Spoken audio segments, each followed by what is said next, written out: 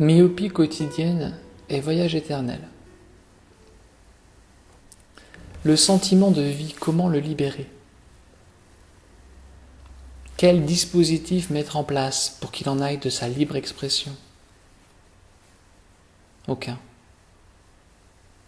Cheval sauvage, il ne se siffle pas.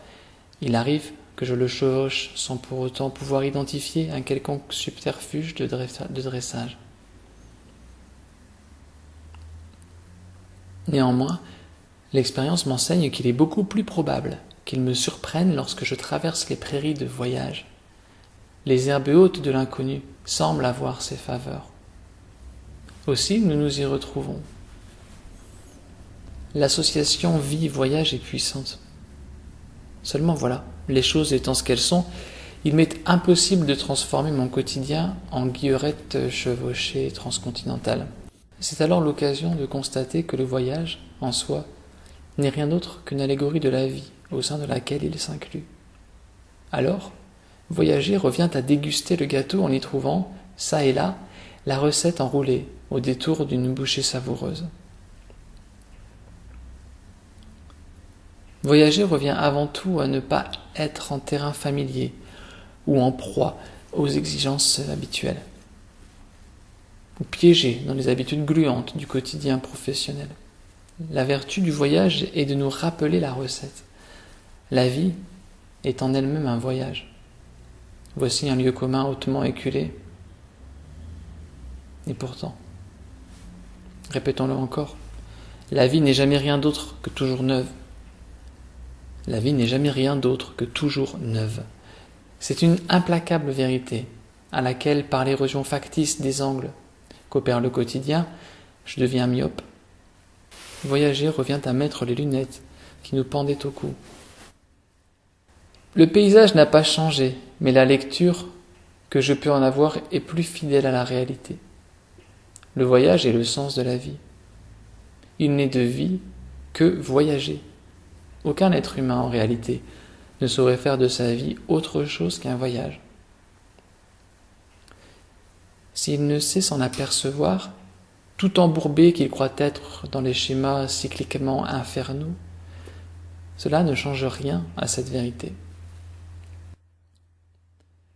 Permettez que je prenne un exemple disponible tout de suite et ne nécessitant pas que j'inflige à mes neurones fatigués une trop forte pression, moi, ici, tapant un texte devant l'ordinateur.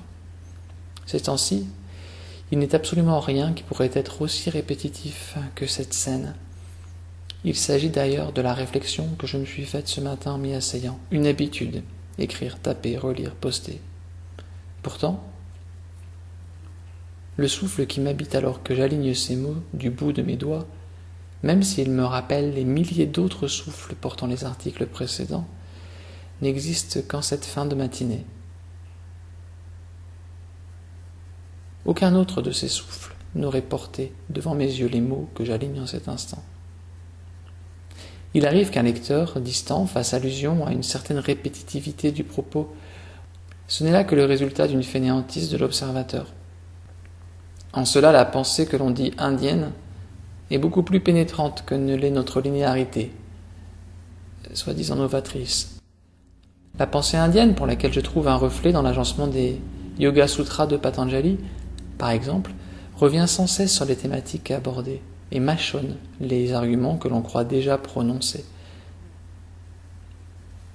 Seul l'homme moderne y voit une faiblesse intellectuelle. En réalité, cette approche met en valeur les deux côtés de l'axe de communication. Même si les arguments sont répétés dans une syntaxe et par le biais de vocables identiques, ce qui est rarement le cas dans l'absolu, ils s'adressent à une oreille toujours neuve. La multiplication des angles de confrontation au cœur du message permet de féconder celui qui croit entendre la même chose de manière toujours plus profonde. Revenons à la vie, face à laquelle nous avons souvent cette même faiblesse de croire qu'elle nous enferme dans des schémas répétitifs. Reprenons la question. Comment le sentiment de vie peut-il être expérimenté sans voyage? Comment importer dans ma vie le voyage? Comment retrouver la recette? Comment se positionner pour que cette vie ne se passe pas de manière transparente? Car en proie aux habitudes poisseuses, c'est bien cela qui se produit. Comment importer cette composante d'essence, cette surprise permanente? Comment dilater le temps tel que cela se produit lors des voyages, afin de ne plus rien attendre, si ce n'est l'inattendu?